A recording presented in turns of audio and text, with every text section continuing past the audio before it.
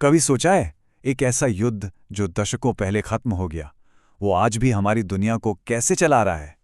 जी हां, हम बात कर रहे हैं शीत युद्ध की। मतलब हमारे हाथ में जो टेक्नोलॉजी है, टीवी पर जो खबरें आती हैं, हर चीज पर इसकी छाप है। ये एक छुपी हुई विरासत है और आज हम इसी की परतें खुलने जा रहे हैं। सुनने में तो ये किसी इतिहास की किताब का चैप्टर लगता है ना? लेकिन असल में इसकी गूंज आज भी हमारे चारों तरफ सुनाई देती है। हमारे स्मार्टफोन में, सोशल मीडिया पर और यहाँ तक कि दुनिया भर में जो आज भी कई लड़ाइयाँ चल रही हैं, उनकी जड़ों में भी। तो चलिए इस कहानी में हम यही समझने की कोशिश करेंगे कि कैसे दशकों पहले खत्म हुआ एक टकराव आज भी हमारी जिंदगी को ऐसे तरीकों से चला रहा है जिनके बारे में हमने शायद कभी सोचा भी नहीं होगा। तो सवाल ये है कि ये सब शुरू कहाँ से हुआ? देखिए, शीत युद्ध ने ना दुनिया को सचमुच दो हिस्सों में बांट दिया था। एक ऐसी पॉलिटिकल दीवार खड़ी कर दी थी जिसकी बुनियाद आज भी कहीं ना कहीं मौजूद है। पूरी दुनिया दो खेमों में बट गई थी, एक तरफ अमेरिका तो दूसरी तरफ सोवियत संघ। और ये सिर्फ कोई राजनीतिक बंटवारा नहीं था, नहीं, ये तो जीने के दो बिल्कुल अलग अलग तरीकों के बीच की लड़ाई थी। और दांव पर पूरी दुनिया का भविष्य लगा हुआ था। और इसका सबसे बड़ा उदाहरण है नेटो। उस दौर में बना ये गठबंधन आज भी देखिए इंटरनेशनल पॉलिटिक्स में कितना बड़ा रोल निभा रहा है। और मजे की बात यह है कि ये आज की बदलती दुनिया के हिसाब से खुद को लगातार बदल भी रहा है। अब दोनों सुपर पावर्स के पास थे न्यूक्लियर हथियार। मतलब सीधा टकराव तो हो ही नहीं सकता था, क्योंकि उसका मतलब होता पूरी दुनिया का खात्मा। तो फिर सवाल ये उठता है कि इन दोनों ने अपनी लड़ाई लड़ी कैसे? जरा सोचकर देखिए, एक ऐसे बटन के साये में जीना जो किसी भी पल पूरी दुनिया को राख बना सकता है। न्यूक्लियर हथियारों की यही तो भयानक हकीकत थी। और इसी डर ने, जिसे म्यूचुअली अश्योर्ड डिस्ट्रक्शन या MAD कहते हैं, दोनों ताकतों को मजबूर कर दिया कि वो अपनी लड़ाई पर्दे के पीछे से लड़े। तो सबसे जरूरी बात जो हमें समझनी है वो ये है कि इसे भले ही कोल्ड वॉर कहा जाता हो, महाशक्तियों के बीच सीधी जंग भले ही ना हुई हो, लेकिन दुनिया भर के लाखों करोड़ों लोगों के लिए ये युद्ध बहुत ही ज्यादा गर्म और तबाह करने वाला था।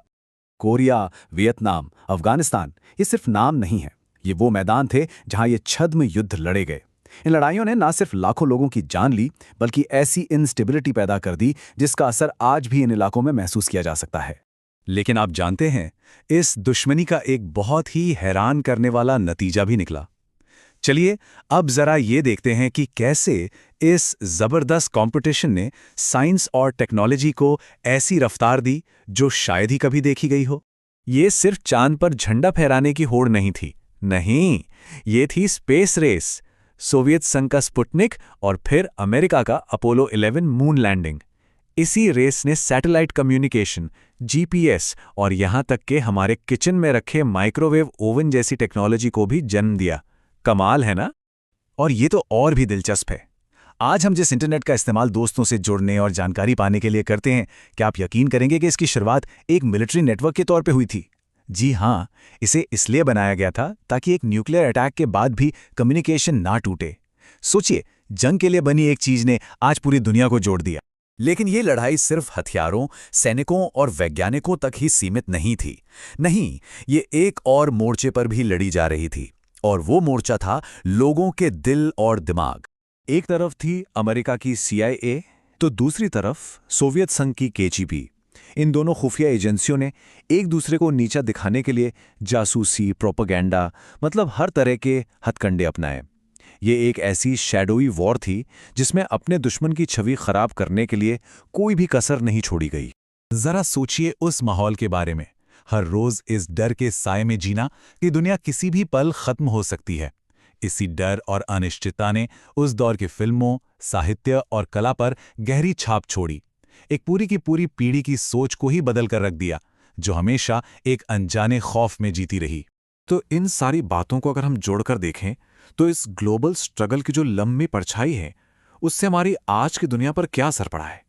नाटो जैसे सैन्य गठबंधन जो आज भी मौजूद हैं, प्रॉक्सी वॉर की वजह से कई इलाकों में आज भी जो अस्थिरता है, हमारे हाथ में मौजूद इंटरनेट और सैटेलाइट टेक्नोलॉजी, और हां, न्यूक्लियर हथियारों का खतरा जो आज भी बना हुआ है।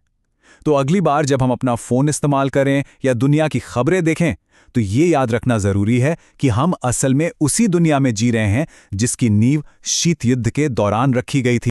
तो अब जब हम 21वीं सदी में नई ग्लोबल राइवलरीज को उभरते हुए देख रहे हैं, तो सबसे बड़ा सवाल यही है, क्या हम शीत युद्ध की इस विरासत से सही सबक सीखेंगे या फिर इतिहास को दोहराने की वही पुरानी गलती करेंगे?